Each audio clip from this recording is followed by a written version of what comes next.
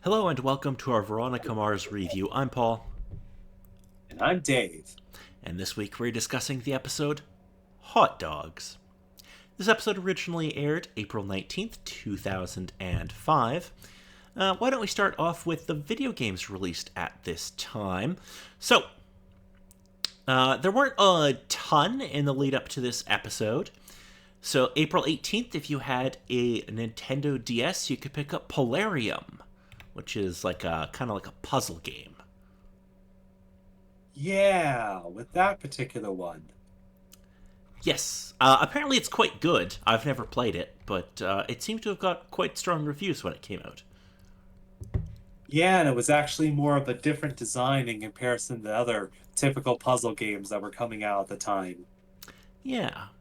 Also on April 18th, if you had an Xbox, you could pick up Unreal Championship 2, The Leandry Conflict.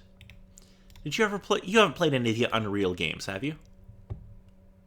Not with what I'm seeing here, no. Okay, because there's Like some, hmm. it's more famous for like the Unreal Championship or Unreal Tournament games. Hey. Because again, it's the case of always remember seeing it in shops on the shelf and whatnot, but just never getting the chance to actually play through it. Yeah, I think this was more of like a story game, where for memory, the Unreal Tournament games were more of just like arena shooters. Mm. Anyway, moving on. Also on April 19th, if you had a PSP, you could pick up ATV Off Road Fury Blazing Trails. Yeah, which is understandable. Which, again, the particular case of if there's any particular game on the Game Boy Advance that was more racing game, it's kind of the why would you be doing this? But with the PlayStation Portable, it makes a teeny bit more sense. Yeah, because the PSP was basically like a portable PS2, wasn't it? Yeah, it was fancy. You had to get used to the load times. Oh God, the Yes. load times. Yeah, that was a downside to it. April 19th as well, if you had an Xbox, you could pick up this little game that nobody remembers called Psychonauts.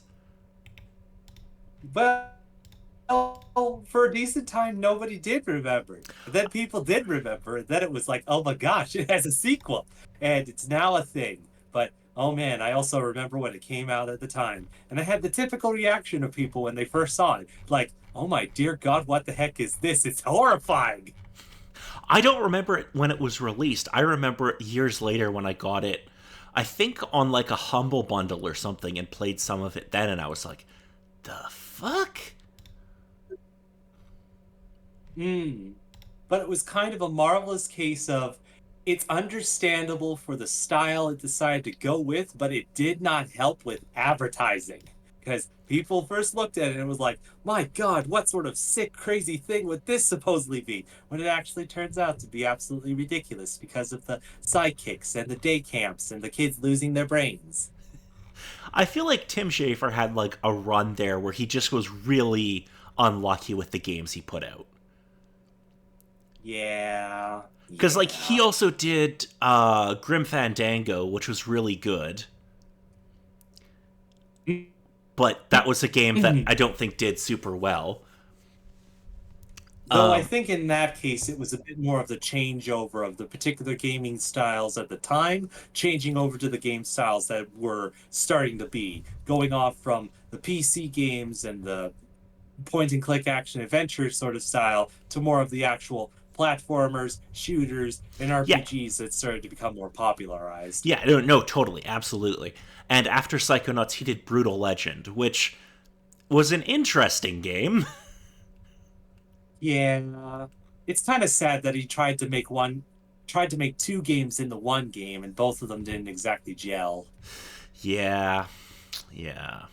Anyway, moving on to the number one song in America, Dave. Any guesses what it could be? Um, musics. Duh. 2005, we're in the springtime. Like I think there was that one particular one I remember you mentioning, but I can't remember if it was specifically last week or if it was the week before. Mario is coming to mind, but only because of my experience with a certain Mario that's not the actual Mario we're discussing about. No, it is still Candy Shop by 50 Cent featuring Olivia. Oh, no, that also makes sense. Though it's also a marvelous case of can't specifically remember that song, but I remembered when Weird Al did it. I can't believe that you don't remember Candy Shop. It's got like, okay, I am not like a big hip hop rap fan, but I'm like, I know this song because it's such an earworm. No, and again, I can understand, but it's still kind of the case of I don't specifically remember the song itself without getting past the fact of, oh, right, Weird Al touched on this particular song that I somewhat know about it. And then it's the case of, right, 50 Cent actually worked on it and all the particular things from there. There's sadly layers in my case I have to go through. Alrighty. Well, number one film in America, Dave. Any guesses what it could be? Uh, Again, trying to think of around that time, and aside from that one big one you mentioned a couple weeks back, I'm not exactly sure what else would kind of be coming in and around in the spring, at least from this point. So this is a Because I tricky. think sometime during this year, I believe sometime during this year, there was a supposed release of a Star Wars movie, but I don't think it was around this time. No, that's a little ways away. This one is not seasonally appropriate. Um, it was a weird time to release this film, personally, and it does star Ryan Reynolds in one of his earlier roles. Interesting. Any ideas what it could be?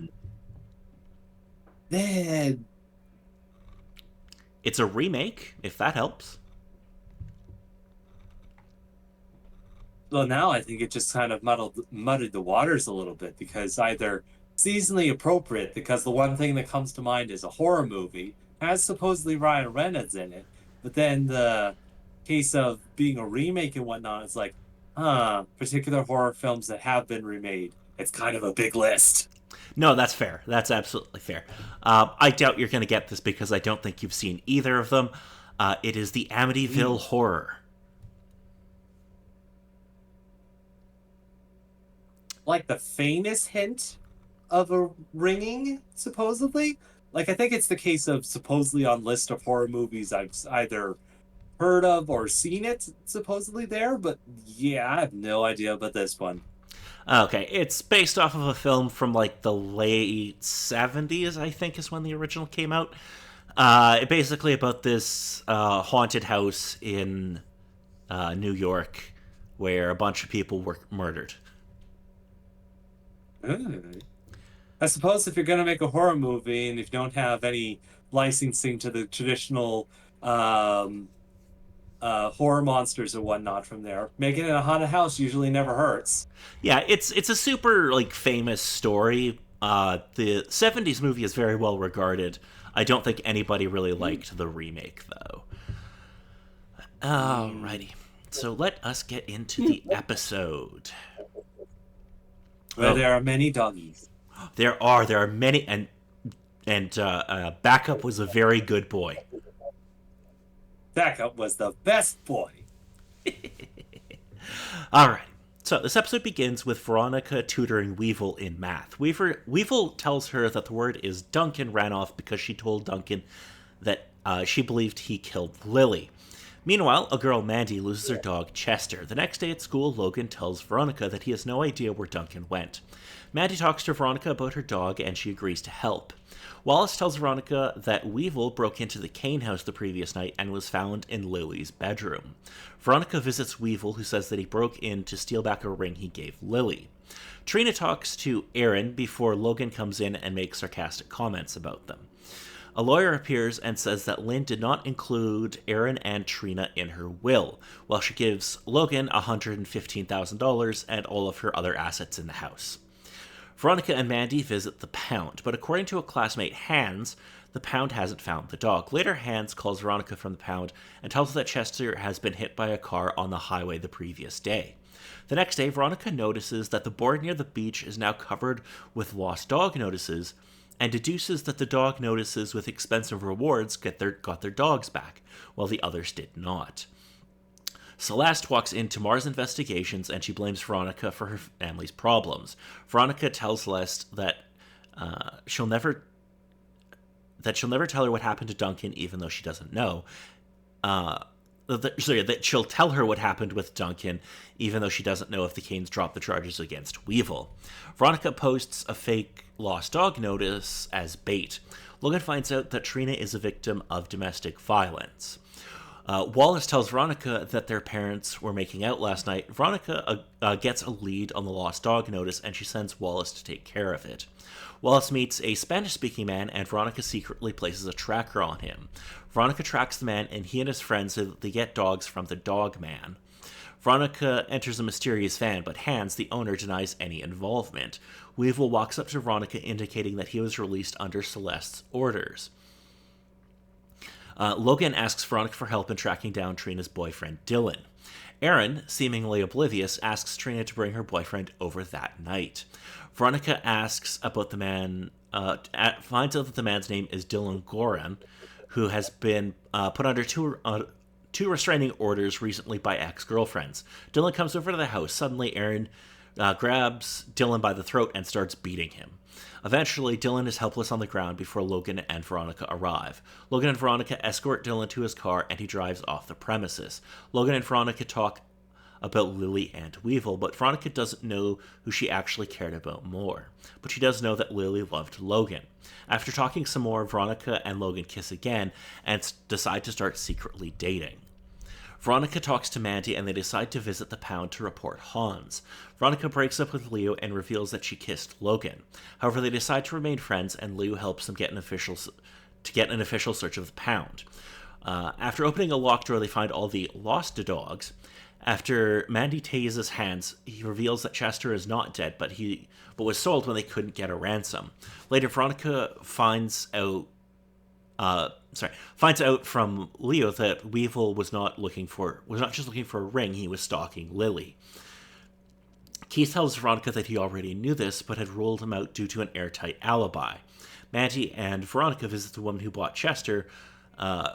Veronica confronts Weevil about breaking into Lily's room. He wasn't looking for a ring, he was looking for a secret message pen Lily used to have. He gives the pen to Veronica, but the pen is empty, and he is evasive when Veronica asks if the pen had a message about Weevil.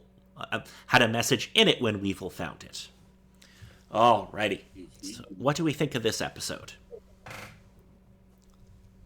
Well, on the one hand, you cannot deny that this episode is amazing when Backup gets the chance to have a starring role in it. Yes, Backup is a very good boy, and he takes somebody down in this. Yes, and just marvelous case with it and all the particular stuff from that.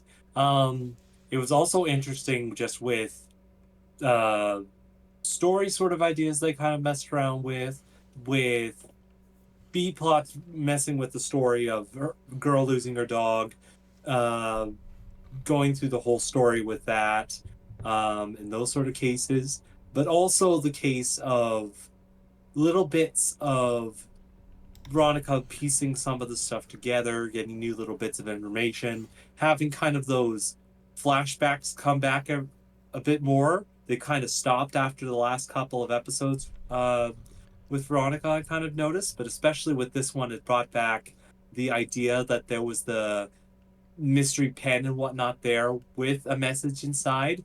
And now the case of, God damn it, somebody knows information that Veronica doesn't know, and just, Yes. So a few kind of important things happen in this episode.